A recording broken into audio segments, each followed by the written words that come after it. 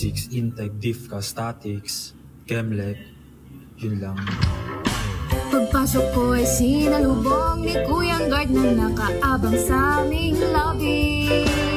Natulala ako, Wala ang calcue ko, naiwan din ang notebook. ballpen ay Pati bawal ko.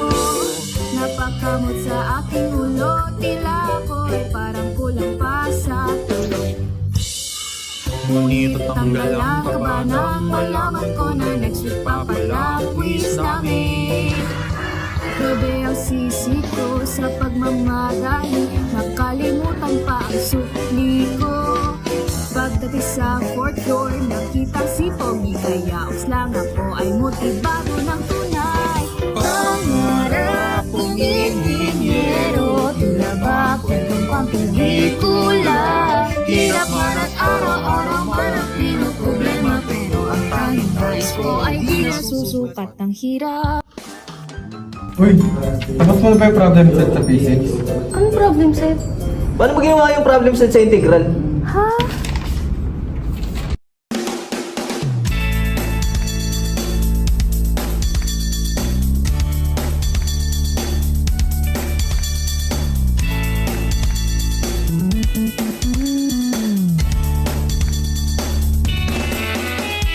Ilang subset pa ba ang isasolve ko sa kursong to?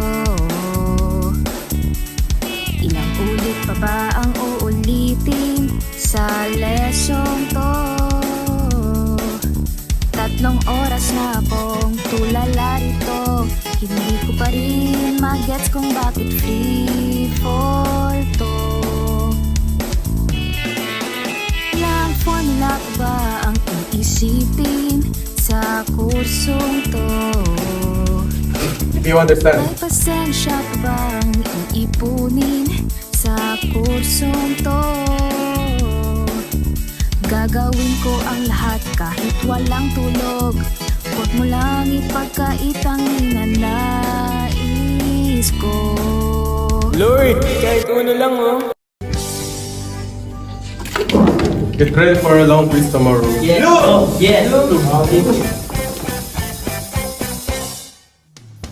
Quiz na at di pa ko handa, di ko na alam kung kakayanin pa. Araw-araw ay naghihintay ng pag-asa. Please naman maawa ka.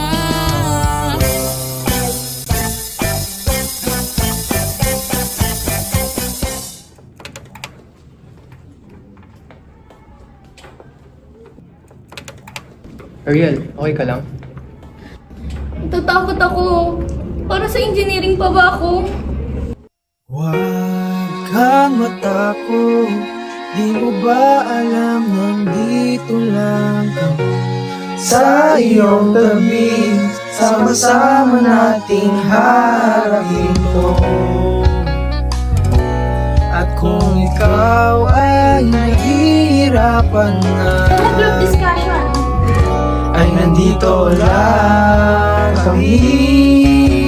5 minutes lang. Huwag kang matakot na mahulog mag-isa, kasama mo naman namin. Huwag kang matakot na mag-solve at sumubok, alam namin kaya mo yan. Huwag kang matakot.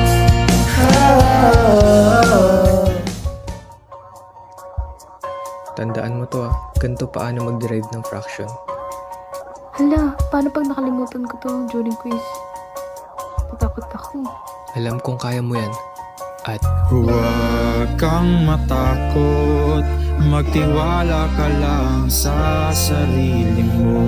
Makapangyarihan ang pangarap na hawak mo sa iyong kamay.